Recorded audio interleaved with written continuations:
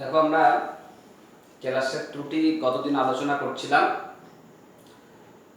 তা দেখবে আমাদের ত্রুটি বলেছিলাম কি, বিন্দু ঘটিত ত্রুটি আমাদের সিলেবাসের মধ্যে আছে। আর এই বিন্দু ঘটিত ত্রুটির তিনটে ভাগ বলেছিলাম। একটা ছিল স্টয়চিওমেট্রিক, যেটা গতদিন আলোচনা হয়েছে, যার অর্থ আমরা বুঝেছিলাম যে ক্যাটায়ন এবং অ্যানায়নের সংখ্যার অনুপাতের কোনো পরিবর্তন হবে না। তার আমরা দুটো ভাগ করেছিলাম, দুটো উদাহরণ করেছিলাম, স্কটকি এবং ফ্র্যাঙ্কেল ত্রুটি। তাদের মধ্যে তুলনামূলক আলোচনা আমরা গত ক্লাসে করেছি। আরও যে দুটো ভাগ ছিল সেই দুটো ভাগ আমরা এখন আলোচনা করব। একটা হচ্ছে নন স্টয়চিওমেট্রিক ডিফেক্ট। নন স্টয়চিওমেট্রিক ত্রুটি। নন স্টয়চিওমেট্রিক ডিফেক্ট কথাটার অর্থ যেখানে ক্যাটায়ন এবং অ্যানায়নের সংখ্যার অনুপাত পরিবর্তিত হবে, তখন সেই জাতীয় ত্রুটিকে বলছি আমরা নন স্টয়চিওমেট্রিক ত্রুটি। তাহলে কঠিন কেলাসাকার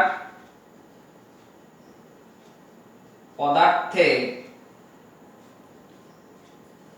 যে ধরনের ত্রুটির ফলে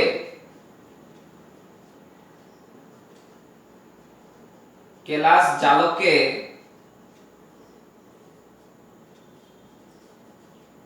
ক্যাটায়ন ও অ্যানায়নের সংখ্যার অনুপাতের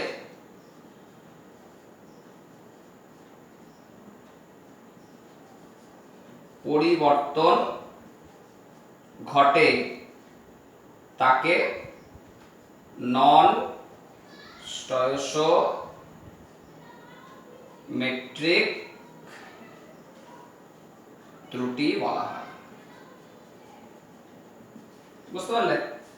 ক্যাটায়নের সংখ্যার অনুপাতে পরিবর্তন ঘটবে, যেটা আগের ক্লাসে দেখছিলে যে কেলাস জালক থেকে সমসংখ্যক ক্যাটায়ন অ্যানায়ন বেরিয়ে যাচ্ছিল, বা কেলাস জালকে ক্যাটায়নগুলো অন্তঃস্থানিক স্থানে চলে আসছিল, কিন্তু ক্যাটায়নের সংখ্যার অনুপাতটা সবসময় অপরিবর্তিত ছিল। সেগুলো ছিল স্টয়চিওমেট্রিক ত্রুটি।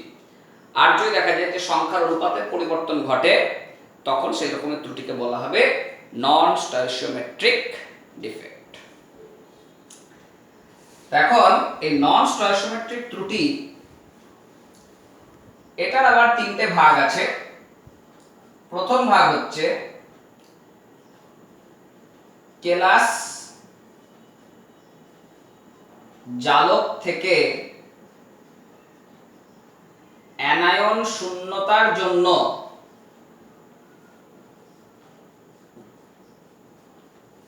ধাতু অতিরিক্ত ত্রুটি। ধাতু অতিরিক্ত ত্রুটি, অ্যানায়নটার ঘাটতি হবে, যার ফলে ধাতুর সংখ্যাটা বেশি হবে। মানে কি, ধরো আমরা একটা কেলাস জালক নিচ্ছি,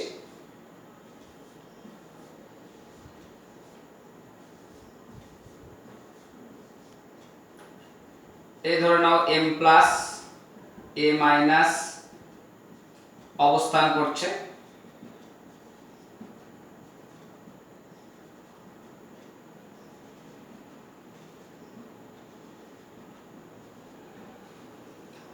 এবার দেখা যাচ্ছে যে কেলাস জালকের কোন একটা অংশ থেকে অ্যানায়ন বাইরে বেরিয়ে চলে গেল। ধরে নাও A মাইনাস যে অ্যানায়নটা, সেই অ্যানায়নটা ব্যাপিত হয়ে বাইরে চলে গেল। কিন্তু তড়িৎ প্রশমতা বজায় রাখার জন্য এখানে দেখো যত একক প্লাস আধান আছে, অ্যানায়ন বেরিয়ে যাওয়াতে মাইনাস আধানের পরিমাণ কমে গেছে, তার মানে তড়িৎ প্রশম অবস্থায় থাকবে না। আবার অ্যানায়নের সংখ্যাও হ্রাস পেয়েছে, কিন্তু তড়িৎ প্রশমতাটা বজায় থাকে। সেজন্য কি হচ্ছে, বাইরে থেকে একটা ইলেকট্রন এই অ্যানায়ন যে জায়গাটা থেকে বেরিয়ে গেল সেই জায়গায় এসে প্রবেশ করে গেল। তড়িৎ প্রশমতা বজায় থাকলো, কিন্তু ক্যাটায়নের সাপেক্ষে অ্যানায়নের সংখ্যা হ্রাস করলো। তখন এই জাতীয় ত্রুটিকে বলা হচ্ছে অ্যানায়ন শূন্যতার জন্য ধাতু অতিরিক্ত ত্রুটি। ধাতু বলতে ক্যাটায়ন, তাহলে ক্যাটায়নের সংখ্যাটা অ্যানায়নের তুলনায় বেশি হচ্ছে, তার জন্য এটাকে বলা হচ্ছে কেলাস জালক থেকে অ্যানায়ন শূন্যতার জন্য ধাতু অতিরিক্ত ত্রুটি। তাহলে অ্যানায়নের সংখ্যা কমলো, কিন্তু তড়িৎ প্রশমতা বজায় রাখার জন্য বাইরে থেকে ইলেকট্রন প্রবেশ করে গেল। দেখো একটা উদাহরণ বলি, এটা তোমাদের প্রশ্ন আসে যে সোডিয়াম ক্লোরাইড কেলাসের উপর দিয়ে সোডিয়াম বাষ্প চালনা করলে NaCl এর সাদা বর্ণ হলুদ হয় কেন? দেখো NaCl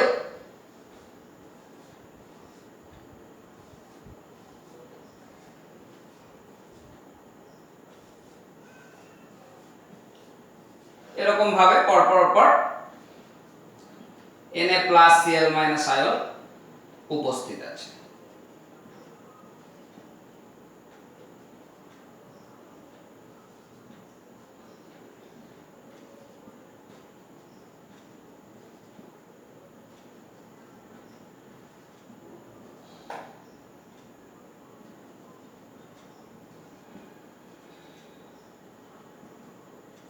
Na+Cl- আয়ন পরপর উপস্থিত আছে। এবার এর উপর দিয়ে তুমি কি করলে না, তো সোডিয়াম ভেপার, সোডিয়াম বাষ্প চালনা করবে, সোডিয়াম গ্যাসিয়াস অবস্থায় এর উপর দিয়ে চালনা করা হচ্ছে। তা যখন এই সোডিয়াম বাষ্প চালনা করা হচ্ছে, অতিরিক্ত উচ্চ উষ্ণতায় সোডিয়াম পরমাণুটা ইলেকট্রন ছেড়ে দিয়ে পরিণত হচ্ছে Na+ আয়নে। এবার এই Na+ এর সঙ্গে Cl- যুক্ত হওয়ার একটা প্রবণতা দেখাবে, কারণ এটা ক্যাটায়ন, এখানে ভিতরে আছে অ্যানায়ন। তার জন্য দেখা যাচ্ছে কি যে কেলাস জালক থেকে কিছু সংখ্যক অ্যানায়ন, অর্থাৎ এখানে Cl- ব্যাপিত হয়ে বাইরে চলে আসছে।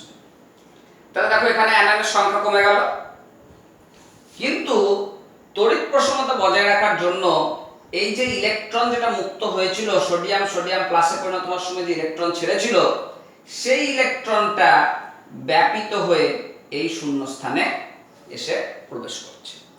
তাহলে ক্যাটায়নের সংখ্যার সাপেক্ষে অ্যানায়নের সংখ্যা কেলাস জালকে কমলো, কিন্তু দেখো এক একক ঋণাত্মক আধান বিশিষ্ট Cl- বেরিয়ে গেল, তার পরিবর্তে এক একক ঋণাত্মক আধান বিশিষ্ট ইলেকট্রন ওই অবস্থানে এসে প্রবেশ করে গেল। এর ফলে কি হচ্ছে, এই ইলেকট্রন যেহেতু স্থানান্তরিত হচ্ছে, তার জন্য এখানে শক্তিরও পরিবর্তন ঘটে, শক্তির চেঞ্জ হয়। ইলেকট্রন স্থানান্তরণের ফলে শক্তির পরিবর্তন ঘটে। এই শক্তির পরিবর্তনের ফলেই দেখা যাচ্ছে কি যে সোডিয়াম ক্লোরাইড, এই কেলাস জালকটা, সোডিয়াম ক্লোরাইড সাধারণ অবস্থায় আমরা দেখি সাদা, সেটা হলুদ বর্ণ ধারণ করছে। এই ধরনের যে ডিফেক্ট, এর একটা নাম আছে, সেটাকে বলা হয় এফ কেন্দ্র বা এফ সেন্টার ডিফেক্ট। তাহলে এফ সেন্টার ডিফেক্ট বলতে কি বুঝবো, যখন কেলাস জালকে অ্যানায়নের শূন্যতার সৃষ্টি হচ্ছে এবং সেই স্থানে যখন ইলেকট্রন ব্যাপিত হয়ে প্রবেশ করছে এবং কেলাস জালকটা বিশেষ বর্ণ ধারণ করছে, এই ধরনের যে ত্রুটি, এই ত্রুটিকেই বলা হয় এফ কেন্দ্র বা এফ সেন্টার। তাই এটা যেরকম তোমরা দেখলে সোডিয়াম ক্লোরাইডের উপর দিয়ে সোডিয়াম বাষ্প চালনা করলে হলুদ বর্ণ ধারণ করছে, একই রকম ভাবে পটাশিয়াম ক্লোরাইডের উপর দিয়ে যদি পটাশিয়াম বাষ্প চালনা করা হয়,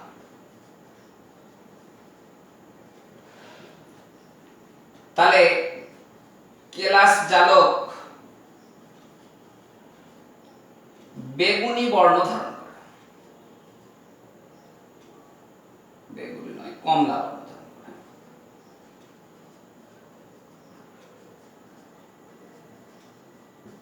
বুঝতে পারলে? একই রকমের বিষয়।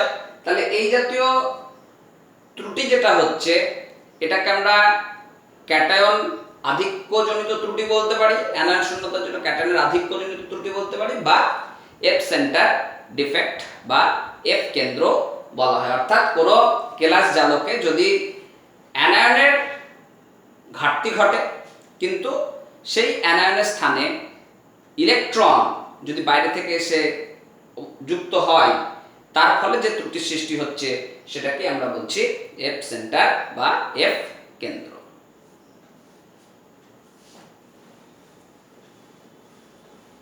নেক্সট দেখো নন স্টয়কিওমেট্রিক ত্রুটির আরেকটা ভাগ, সেটা হচ্ছে অন্তঃস্থানিক স্থানে ক্যাটায়নের জন্য ধাতু অতিরিক্ত ত্রুটি। ইন্টারস্টিশিয়াল স্পেস বা অন্তঃস্থানিক স্থান তোমরা জানো।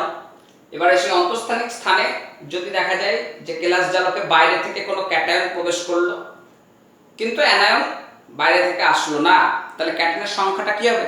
বৃদ্ধি ঘটবে। ধরো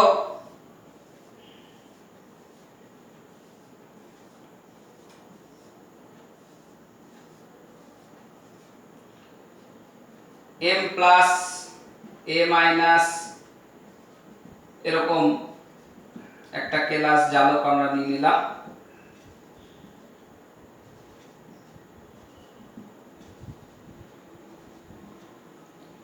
এবার ধরো দেখা গেল যে বাইরে থেকে কোনো ক্যাটায়ন এরকম একটা অন্তঃস্থানিক স্থানে প্রবেশ করলো, m প্লাস অন্তঃস্থানিক স্থানে প্রবেশ করলো।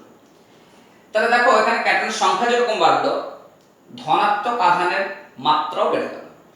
কিন্তু এক্ষেত্রেও দেখা যায় যে তড়িৎ প্রশমতা সৃষ্টি হয়। তড়িৎ প্রশমতা বজায় রাখার জন্য তখন দেখা যাচ্ছে এই কেলাস জালকের অন্য কোনো অন্তঃস্থানিক স্থানে একটা ইলেকট্রন এসে প্রবেশ করছে। তখন এই জাতীয় ত্রুটিকে বলছি কি অন্তঃস্থানিক স্থানে ক্যাটায়নের জন্য ধাতু অতিরিক্ত ত্রুটি। যে ক্যাটায়নটা প্রবেশ করলো, তার ফলে মেটাল এক্সেস হয়ে গেল, আর সেই তড়িৎ প্রশমতা বজায় রাখার জন্য কেলাস জালকে বাইরে থেকে একটা ইলেকট্রন ব্যাপিত হয়ে প্রবেশ করে গেল। তো এই জাতীয় ত্রুটি ফলেও কিছু কিছু কেলাসের ক্ষেত্রে বর্ণ গঠন হয়। যেমন ধরো জিঙ্ক অক্সাইড,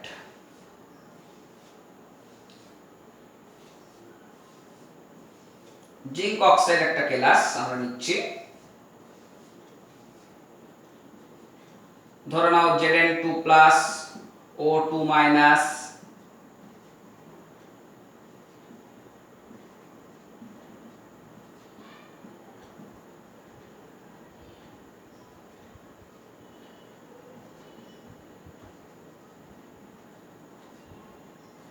এরকম একটা কেলাস জালক তৈরি হয়েছে।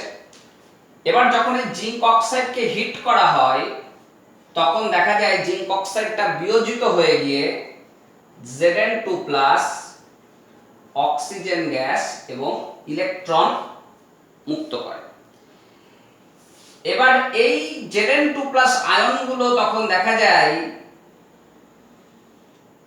এরকম অন্তঃস্থানিক স্থানে প্রবেশ করছে। আর এইখানে যে ইলেকট্রন মুক্ত হলো, দেখো এখানে 2 প্লাস Zn2 প্লাস আয়ন প্রবেশ করলো, মানে প্লাস 2 ইউনিট চার্জ এখানে বেড়ে গেল। তাহলে তড়িৎ প্রশমতা বজায় রাখার জন্য তখন দেখা যাচ্ছে কি ইলেকট্রনগুলো পার্শ্ববর্তী কোনো অন্তঃস্থানিক স্থানে এসে প্রবেশ করে গেল।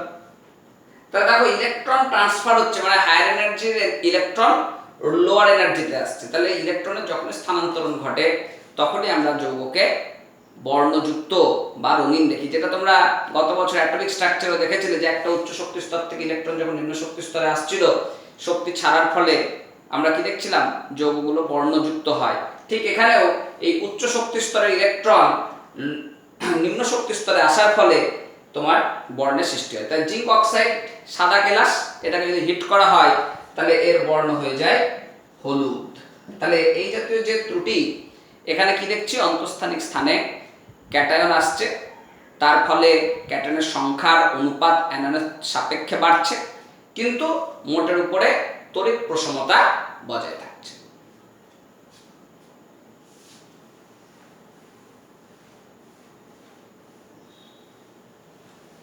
নেক্সট দেখো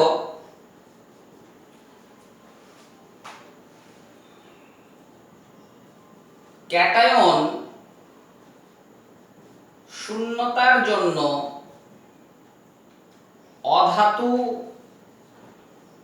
অতিরিক্ত ত্রুটি।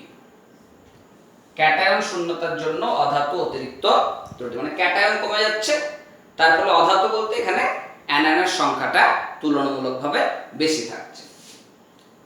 ধরো এরকম আমরা একটা কেলাস জালক নিলাম,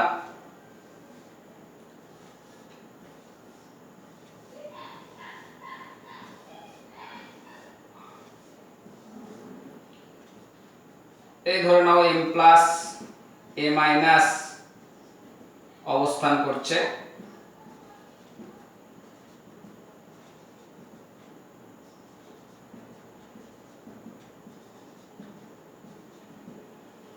পরপর অবস্থান করছে। এবার দেখা যাচ্ছে যে ক্যাটায়ন শূন্যতার জন্য, অর্থাৎ এরকম কোন একটা স্থান থেকে ক্যাটায়ন ব্যাপিত হয়ে বাইরে চলে আসলো, তাহলে এখানে কি হলো, ক্যাটায়নের একটা ঘাটতি হয়ে গেল। এবং সঙ্গে সঙ্গে দেখো ঋণাত্মক আধানের মাত্রা সেটাও বেড়ে গেল, কারণ এখানে সমসংখ্যক ক্যাটায়ন সমসংখ্যক অ্যানায়ন নিয়েছিলাম, এবার যদি আমি ক্যাটায়ন বাইরে বের করে দিই তাহলে প্লাস চার্জ কমে গেল, তাহলে মাইনাস চার্জের আধিক্য বেড়ে গেল। কিন্তু এখানেও তড়িৎ প্রশমতা বজায় থাকে। সেই তড়িৎ প্রশমতা বজায় রাখার জন্য দেখা যায় পার্শ্ববর্তী যে কোনো একটা ক্যাটায়ন আরো একটা অতিরিক্ত ইলেকট্রন ছেড়ে দিয়ে আধানের পরিমাণ বাড়িয়ে দেয়। ধরো এখানটায় m প্লাস আছে, সে হয়ে গেল m2 প্লাস। তাহলে কেলাস জালকটা তড়িৎ প্রশমতা বজায় থাকলো, কিন্তু ক্যাটায়নের সাপেক্ষে অ্যানায়নের সংখ্যা বেশি হয়ে গেল, কারণ ক্যাটায়ন সংখ্যাটা কমে আছে। তখন এই জাতীয় ত্রুটিকে বলছি কি, ক্যাটায়ন শূন্যতার জন্য অধাতু অতিরিক্ত ত্রুটি। তাহলে আমরা যে ত্রুটির ভাগ বলছিলাম দুটো আলোচনা করলাম, গত ক্লাসে করেছি স্টয়সিওমেট্রিক, এখন বললাম নন স্টয়সিওমেট্রিক। এছাড়াও আরেকটা ত্রুটি আছে 3 নম্বর, সেটা হচ্ছে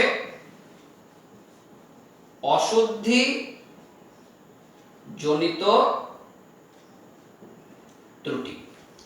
অনেক সময় দেখা যায় যে কেলাস জালকে বাইরে থেকে কোনো পদার্থ সামান্য পরিমাণে যোগ করলেও কেলাস জালকে যে প্রকৃত গঠন হওয়ার কথা, পরমাণুগুলোর বা আয়নগুলোর যে অ্যারেঞ্জমেন্ট থাকার কথা, সে অ্যারেঞ্জমেন্ট থাকে না, অ্যারেঞ্জমেন্টটা নষ্ট হয়ে যায়। তখন সেই জাতীয় ত্রুটিকেই বলা হয় অশুদ্ধিজনিত ত্রুটি। এটা আমরা দেখতে পাই NaCl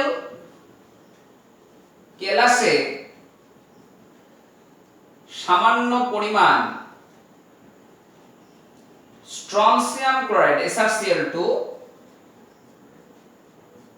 যোগ করলে অশুদ্ধি জনিত ত্রুটি সৃষ্টি হয়। কিরকম দেখো, আমরা NaCl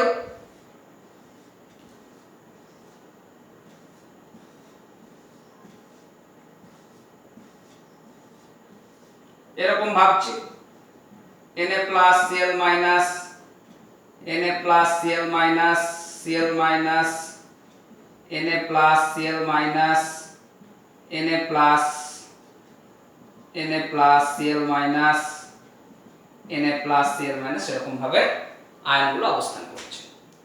এবার তুমি কি করলে, বাইরে থেকে সামান্য পরিমাণ SrCl2 যোগ করে দিলে। তাই SrCl2টা আয়নিত হলে কি হয়, Sr2 প্লাস আর দুটো Cl মাইনাস দেয়। তো এখানে তো Cl মাইনাস কমন অ্যানায়ন, তাহলে Cl মাইনাসের এখানে কোনো পরিবর্তন হবে না। তাহলে ধরে নাও ব্যাপিত হয়ে Sr2 প্লাস এই কেলাস জালকে প্রবেশ করলো। তো ধরে নাও একটা Na প্লাসকে হটিয়ে দিলাম, দিয়ে বাইরে থেকে Sr2 প্লাস এই কেলাস জালকে বসিয়ে দিলাম।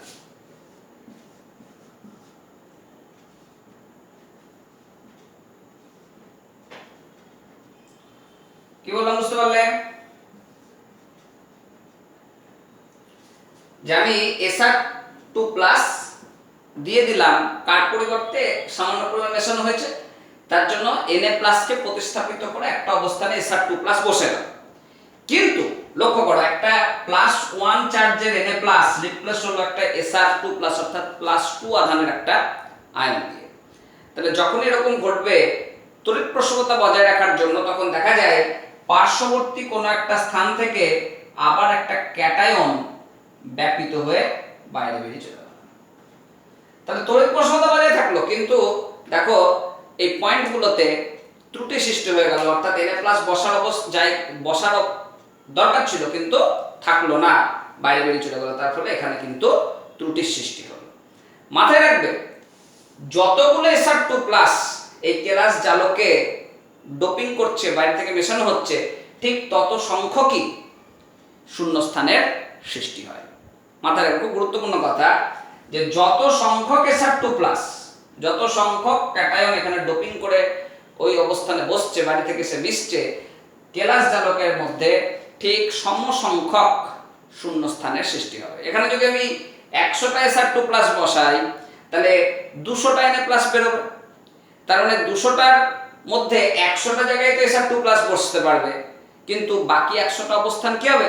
ফাঁকাই থেকে যাবে, কারণ একটা Sr2+ দুটো করে Na+ কে রিপ্লেস করে দিচ্ছে তড়িৎ প্রসমতা বজায় রাখার জন্য। খুব গুরুত্বপূর্ণ প্রশ্ন, এখান থেকে তোমাদের শর্ট কোশ্চেন দেয়। ধরো বলে দিল যে একটা কেলাস জালকে 10⁻⁴ মোল SrCl2 ডোপিং করানো হলো, তাহলে কতগুলো শূন্যস্থানের সৃষ্টি হবে? তাহলে 10⁻⁴ মোল সংখ্যকই শূন্যস্থান সৃষ্টি হবে, কারণ 10⁻⁴ মোল যদি Sr2+ ডোপিং করাই, তাহলে আমার ওখানে 2 × 10⁻⁴ মোল টোটাল ভ্যাকান্সি তৈরি হচ্ছে। তার মধ্যে 10⁻⁴ মোল পরিমাণে Sr2+ বসছে, বাকি 10⁻⁴ মোল পরিমাণ জায়গা ফাঁকা থেকে যাচ্ছে। তাহলে মাথায় রাখবে, খুব গুরুত্বপূর্ণ কথা, যে এই জাতীয় ত্রুটির ক্ষেত্রে যত সংখ্যক আয়ন অশুদ্ধি হিসাবে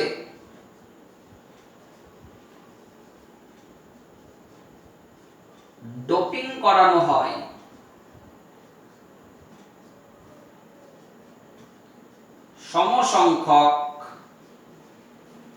সমসংখ্যক কেলাস জালকে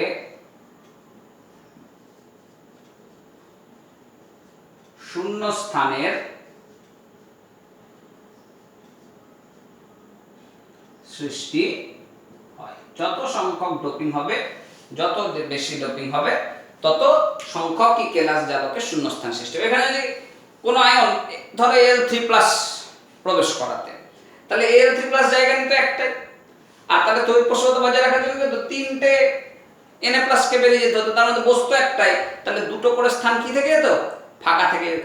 তাহলে আমাকে দেখতে হবে যে কত আধান বিশিষ্ট আয়ন আমি এখানে প্রবেশ করাচ্ছি, আর কত আধান বিশিষ্ট আয়ন ওই জায়গা থেকে বেরিয়ে যাচ্ছে। যদি এখানে 3+ আধান বিশিষ্ট আয়ন প্রবেশ করাতাম, তাহলে যতগুলো আমি আয়ন ঢুকাতাম তার দ্বিগুণ সংখ্যক শূন্যস্থান কেলাস জালকের মধ্যে সৃষ্টি হতো।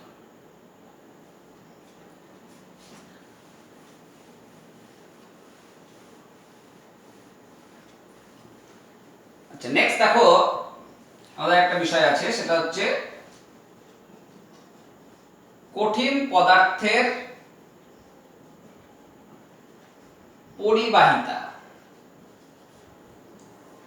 তোমরা জানো যে আমরা পদার্থের পরিবাহিতা অনুসারে কঠিন পদার্থকে 3 ভাগে ভাগ করি। একটা হচ্ছে সুপরিবাহী, একটা হচ্ছে অর্ধপরিবাহী, আর একটা হচ্ছে অন্তরক পদার্থ। সুপরিবাহী পদার্থ,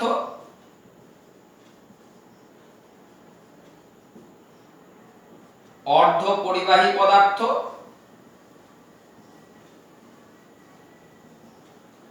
আর 3 নম্বর হচ্ছে অন্তরক পদার্থ।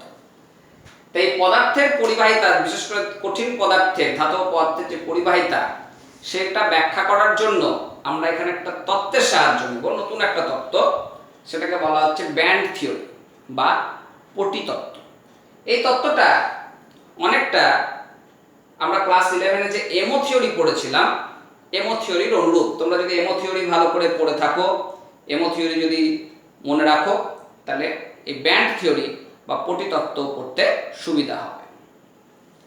তো দেখো, আমরা আগে পটি তত্ত্বে আসি, তারপরে এই পদার্থের পরিবাহিতা এই পটি তত্ত্বের সাহায্যে কিভাবে ব্যাখ্যা করা যায় সেটা আমরা দেখে নেব। তাহলে পটি তত্ত্ব বা ব্যান্ড থিওরি। দেখো, তোমরা এমো থিওরিতে কি পড়েছিলে, যে একটা অ্যাটমিক অরবিটাল আর একটা অ্যাটমিক অরবিটাল যখন কম্বাইন হচ্ছিল,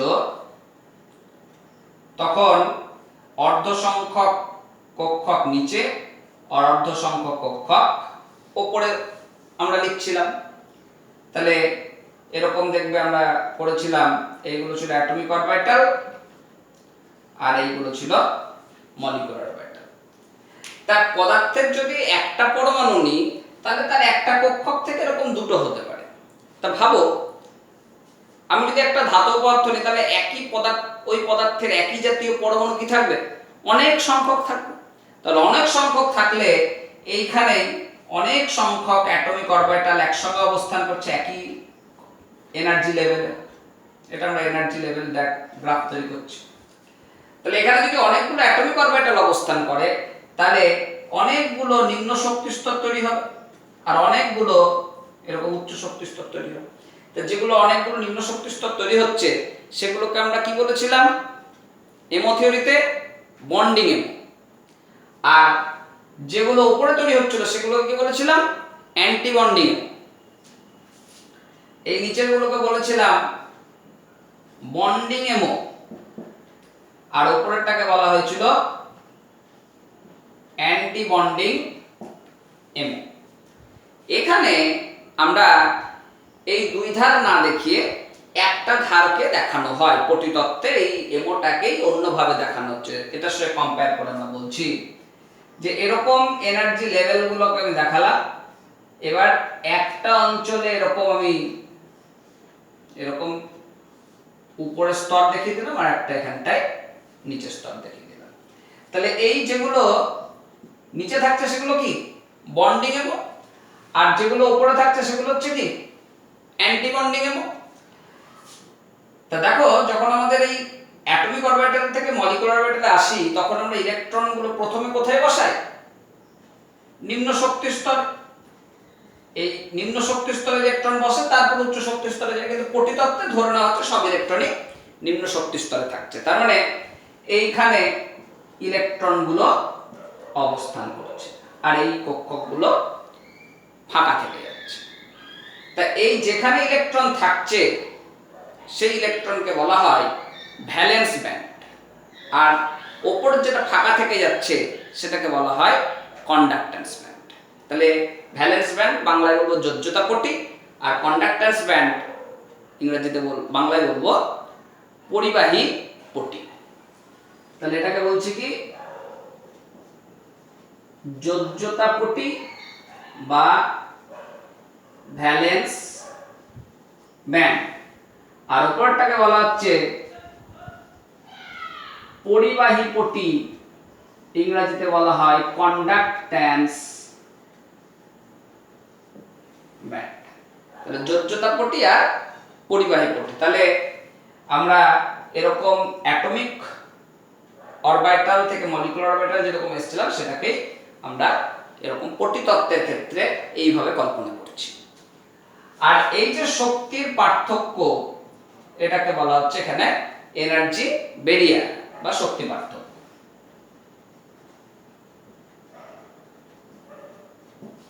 শক্তি পার্থক্য। এবার আমরা এই পটি তত্ত্বের সাহায্যে পদার্থের পরিবাহিতা, অর্থাৎ পদার্থকে আমরা যে তিন ভাগে ভাগ করলাম, সুপরিবাহী, অর্ধপরিবাহী আর কুপরিবাহী, সেই পরিবাহিতাকে ব্যাখ্যা করতে পারি। দেখো কি হবে।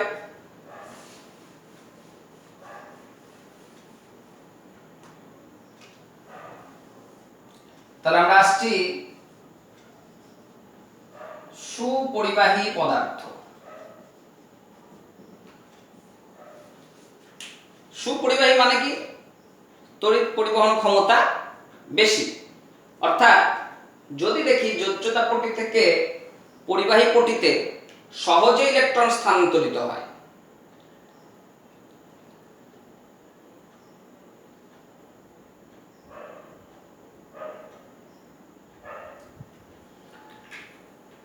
যদি যোজ্যতা পটি থেকে পরিবাহী পটিতে সহজে ইলেকট্রন স্থানান্তরিত হয় তাহলে তার পরিবাহিতা অবশ্যই, কারণ পরিবহনে তো ইলেকট্রন সাহায্য করে, পদার্থের মুক্ত যে ইলেকট্রন, বাইরের পৃষ্ঠের যে ইলেকট্রন, সেই ইলেকট্রন সাহায্য করে।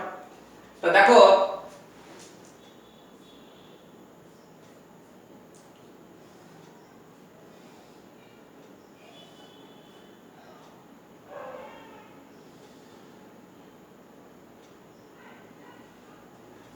আমরা এরকম ভাবছি বা এরকম ভাবতে পারি,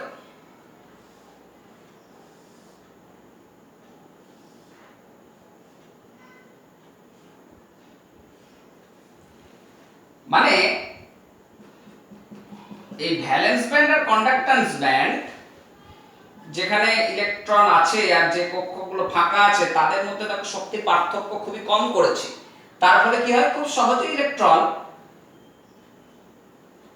ভ্যালেন্স ব্যান্ড থেকে কন্ডাক্ট্যান্স ব্যান্ডে চলে যায়। বা এখানে এরকম করা হয়েছে যে ভ্যালেন্স ব্যান্ড আর কন্ডাক্ট্যান্স ব্যান্ড ওভারল্যাপ করে গিয়েছে, এই জায়গাটা ওভারল্যাপ হয়ে গিয়েছে। তাহলে এই ভ্যালেন্স ব্যান্ড আর কন্ডাক্ট্যান্স ব্যান্ড যদি ওভারল্যাপ করে তাহলে খুব সহজেই কি হবে, ভ্যালেন্স ব্যান্ড থেকে কন্ডাক্ট্যান্স ব্যান্ডে ইলেকট্রন স্থানান্তরিত হবে। তাহলে ইলেকট্রন যত সহজে স্থানান্তরিত হবে তার পরিবাহিতার মানও তত বাড়ে। তাহলে সুপরিবাহী পদার্থের ক্ষেত্রে মাথায় রাখবে শক্তি পার্থক্যটা খুবই কম হচ্ছে, যে কারণে পরিবাহিতার মান অত্যন্ত বেশি হয়। বুঝতে পারলাম? তাহলে যত শক্তি পার্থক্য কম, যত কাছাকাছি আসবে ভ্যালেন্স ব্যান্ড কন্ডাক্ট্যান্স ব্যান্ড, সেই পদার্থের পরিবাহিতার মানও তত বেশি হবে। এটাই হচ্ছে আমাদের ব্যান্ড থিওরি, তার মূল প্রতিপাদ্য বিষয়, যে সাহায্যে আমরা পদার্থের পরিবাহিতাকে ব্যাখ্যা করব। তাহলে এবার অর্ধপরিবাহী কি?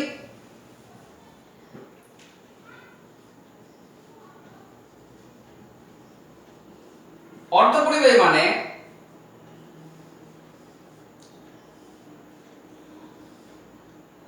এই ভ্যালেন্স ব্যান্ড আর কন্ডাক্ট্যান্স ব্যান্ডের মধ্যে শক্তি পার্থক্যটা তুলনামূলকভাবে বেশি, কিন্তু খুব বেশি না, যে কারণে ইলেকট্রন সহজে স্থানান্তরিত হয় না, কিন্তু ধীরে ধীরে স্থানান্তর ঘটে। তার জন্য আমরা দেখি এর পরিবাহিতা সুপরিবাহীর মতো খুব বেশি না হলেও পরিবাহিতার মান বেশি, একেবারে কুপরিবাহীও নয়। তার জন্য এটাকে বলা হচ্ছে অর্ধপরিবাহী, অর্থাৎ সুপরিবাহীর মতো অত দ্রুত না হলেও ধীরে ধীরে তড়িৎ পরিবহন করে। আর দেখো যদি আমরা বলি কুপরিবাহী,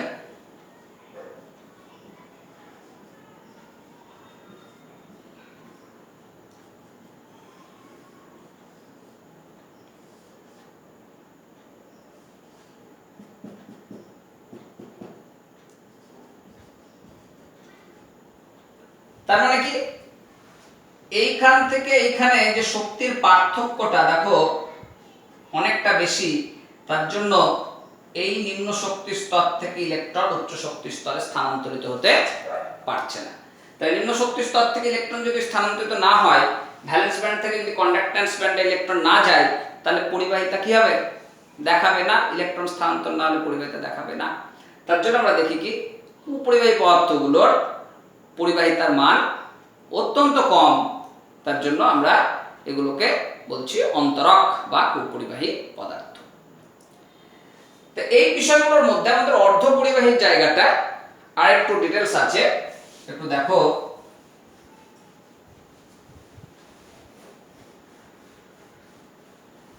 এই অর্ধপরিবাহীর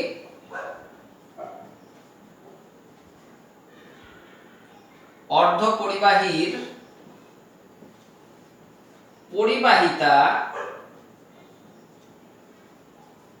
বাইরে থেকে কোন পদার্থ মিশিয়ে বৃদ্ধি করা যায়। কোন কোন পদার্থ বাইরে থেকে মিশিয়ে এর পরিবাহিতার মান বাড়ানো যায়। তো যেটা মিশিয়ে যেটা মিশিয়ে আমরা পরিবাহিতার মান বাড়াচ্ছি, বাইরে থেকে কিছু মিশাচ্ছি, অশুদ্ধি মেশাচ্ছি, সেই প্রক্রিয়াকে বলা হচ্ছে ডোপিং। ডোপিং ডোপিং কথাটা দেখবে আমাদের খেলার সময় খুব যুক্ত। অনেক সময় কি করে না তো অ্যাথলেটিক্সরা কি করে না তো শক্তিবর্ধক কিছু ওষুধ গ্রহণ করে, তার ফলে কি হয় যে তাদের শরীরের কার্যক্ষমতা বেড়ে যায়, ভালো পারফরমেন্স করে, এবং সেগুলো তোমরা জানো যে খেলার ক্ষেত্রে নিষিদ্ধ। তো যাই হোক, এখানে কিন্তু এই ডোপিং করিয়ে অর্ধপরিবাহী বা সেমিকন্ডাক্টরগুলোর কন্ডাক্টেন্স ভ্যালু বাড়ানো সম্ভব। এখন এই ডোপিং করানোর দুটো পদ্ধতি আমাদের আছে। একটা হচ্ছে N type doping. N type আমাদের অর্ধপরিবাহী পদার্থ কোনগুলো?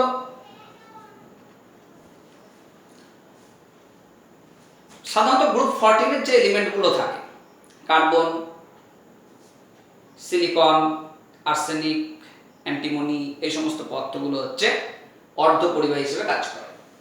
সিলিকন, আর্সেনিক, অ্যান্টিমনি ইত্যাদি। তা ধরো আমি একটা আর্সেনিক নিলাম, তাহলে আর্সেনিকের আউটার সেলে 4টে করে ইলেকট্রন অবস্থান করছে।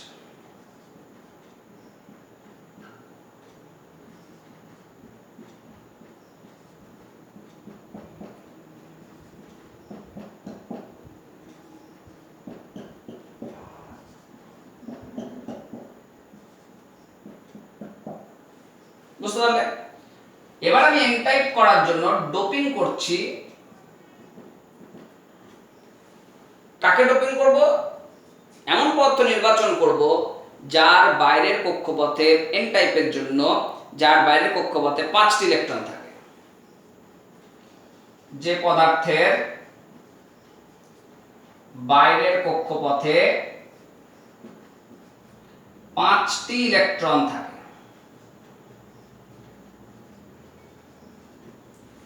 5টি ইলেকট্রন থাকে কোনগুলোর? Group 15, nitrogen, phosphorus,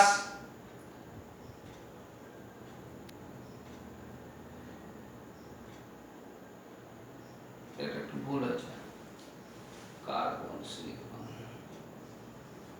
germanium.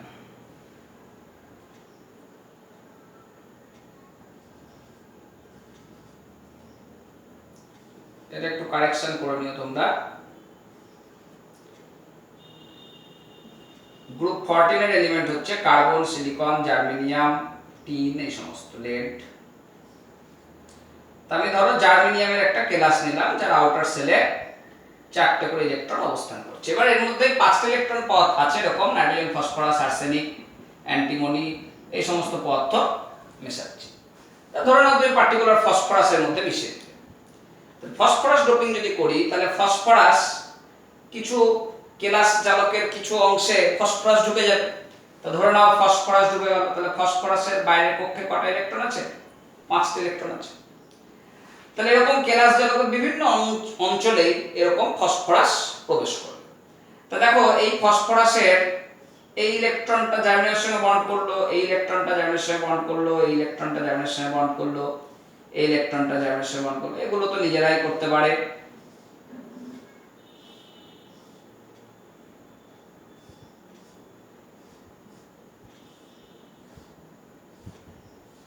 বুঝতে পারলে? এবার এই ধারে আরো লেন্দি হবে, বাড়বে, আবার মাঝে মাঝে কোথাও ফসফরাস থাকবে। তো দেখো ফসফরাস যেহেতু পঞ্চযোজী, এই একখানা ইলেকট্রন এখানে কি হচ্ছে? অতিরিক্ত হিসাবে থেকে যাচ্ছে। তাহলে অতিরিক্ত হিসাবে থাকার ফলে আমরা যে প্রতিতত্ত্ব করছি, এখানে দেখো ডায়াগ্রাম একটু চেঞ্জ আমরা নিয়ে আসবো এবার। তাহলে এটা তো আর্সেনিকের জার্মেনিয়ামের নিজস্ব ভ্যালেন্স ব্যান্ড, কন্ডাক্টেন্স ব্যান্ড। এই যে অতিরিক্ত ইলেকট্রন, সেই অতিরিক্ত ইলেকট্রন গুলো এইরকম একটু নিচের ধারটায় তোমার যে ধারে যোজ্যতা পটি, সেই ধারে আরেকটা এরকম এনার্জি লেভেল এই অতিরিক্ত ইলেকট্রনের জন্য তৈরি হচ্ছে। তাহলে এইখানেও ওই এনার্জি লেভেলের মধ্যে ইলেকট্রন অবস্থান করছে। তাহলে এবার দেখো আমার এই যে শক্তি পার্থক্যটা আগে ছিল, এই ডোপিং করানোর ফলে শক্তি পার্থক্যটা কি হয়ে গেল, কমে গেল। তাহলে ইলেকট্রন আর এখান থেকে এখানে যাওয়ার দরকার না, এখান থেকে এখানে গেলেই তড়িৎ পরিবহন সম্ভব হয়ে যাবে। তাহলে যেহেতু শক্তি পার্থক্য হ্রাস পাচ্ছে, তার জন্য পরিবাহিতার মান আমরা দেখব কি বেড়ে যাবে। তার জন্য এই জাতীয় পদার্থ, অর্থাৎ যাদের বাইরের কক্ষে 5টা ইলেকট্রন আছে, সেই জাতীয় পদার্থ মিশিয়ে আমরা এন টাইপ ডোপিং করতে পারি। তাহলে সেটা আমরা পট্টিতত্ত্বের সাহায্যে, ব্যান্ড থিওরির সাহায্যে দেখা। নেক্সট দেখো আরেক ধরনের ডোপিং হয়, সেটা হচ্ছে পি টাইপ ডোপিং। তাহলে এখানেও আমাদের অর্ধপরিবাহী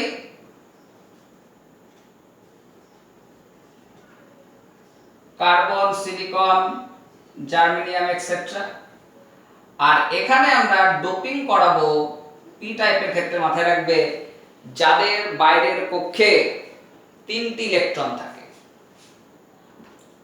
যাদের বাইরের কক্ষে 3টি ইলেকট্রন থাকে। তাহলে 3টি ইলেকট্রন কাদের থাকে? 3টি ইলেকট্রন থাকে গ্রুপ 13। গ্রুপ 13 এর এলিমেন্ট কোনগুলো? বোরন, অ্যালুমিনিয়াম, গ্যালিয়াম, ইন্ডিয়াম ইত্যাদি।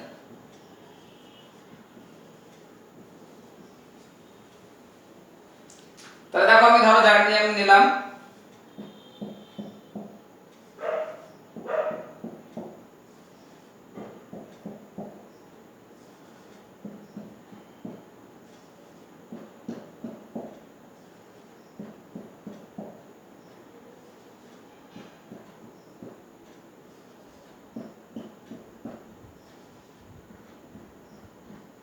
এরকম নিলাম। এবার আমি বাইরে থেকে ডোপিং করছি, ধরে নাও অ্যালুমিনিয়াম। তাহলে অ্যালুমিনিয়াম মিশিয়ে দিলাম। তাহলে অ্যালুমিনিয়ামের দেখো বাইরের কক্ষে আমার 3টে ইলেকট্রন আছে। তাহলে এবার কিভাবে বন্ডিং হবে দেখো,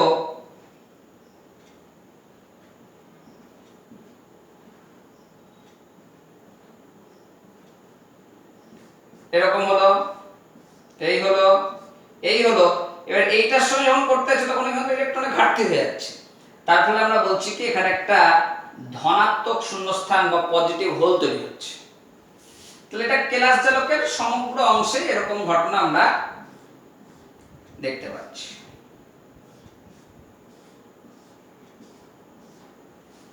বুঝতে পারলে? তাহলে কেলাস জালকে এরকম ধনাত্মক শূন্যস্থান সৃষ্টি হচ্ছে যেহেতু এখানে ইলেকট্রনের অভাব আছে। এন টাইপের ক্ষেত্রে কি দেখছিলে? ইলেকট্রন এক্সেস ছিল, 5টা ছিল, তার জন্য একটা ইলেকট্রন এক্সেস হচ্ছিল, আর এখানে ইলেকট্রন ঘাটতি হয়ে গেল। তাহলে ঘাটতি হওয়ার ফলে দেখো এখানে আমরা যদি পট্টিতত্ত্বের সাহায্যে আসি,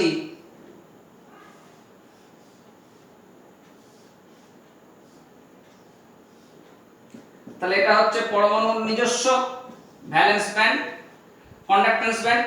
এবার এই পজিটিভ যে শূন্যস্থান তৈরি হচ্ছে তার জন্য এইরকম এবার উপরের দিকে, মাথায় রাখো খুব গুরুত্বপূর্ণ, এন টাইপের ক্ষেত্রে তৈরি হয়েছিল নিচের দিকে, এখানে তৈরি হয়ে গেল উপরের দিকে একটা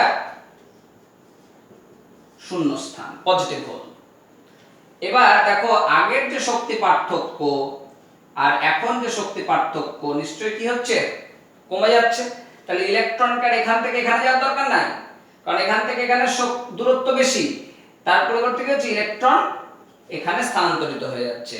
তাহলে এখান থেকে ইলেকট্রন এই শূন্যস্থানে যদি চলে আসে, তাহলে শক্তি পার্থক্য যেহেতু এখানে কমে যাচ্ছে, তার জন্য আমরা দেখছি কি যে পরিবাহিতার মান এক্ষেত্রেও বৃদ্ধি পাচ্ছে। এই জাতীয় ঘটনাকে আমরা বলছি পি টাইপ সেমিকন্ডাক্টর। তাহলে এন টাইপ সেমিকন্ডাক্টরের ক্ষেত্রে মাথায় রাখবে যে পঞ্চযোজী, আর পি টাইপের ক্ষেত্রে ডোপিং করানো হচ্ছে ত্রিযোজী মৌল অর্থাৎ গ্রুপ 13 এর এলিমেন্ট। তোমাদের এই অংশগুলো হয়ে গেল। আমাদের আর একটি ক্লাস লাগবে, দুটো অঙ্ক আছে, অঙ্ক করব, আর এই ত্রুটি সংক্রান্ত অঙ্ক আছে, আর পদার্থের চৌম্বক ধর্ম নিয়ে একটু আলোচনা আছে। তাহলে আমাদের এই চ্যাপ্টার শেষ হয়ে যাবে।